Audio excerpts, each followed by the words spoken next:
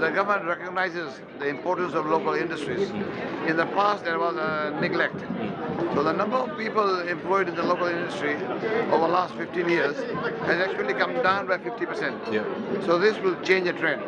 This budget will change a trend, and then you will see much more people, many more people employed in the local industries.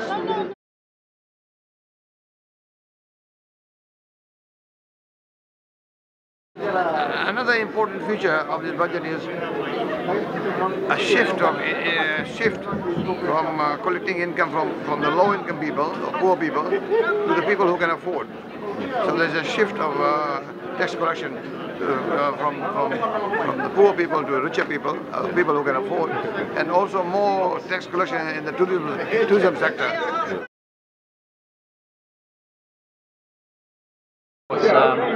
But there seems to be something in it for everyone, for most people anyway. Taxes have come down and salaries are going up for the government sector. Company taxes down from 28 to 20%.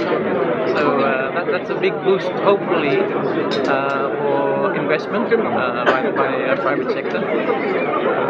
Government has been looking at trying to get the private sector to drive growth. As you realize, the last few years growth has been really low, and I think it's important that the private sector now steps in and makes use of this windfall that they will get.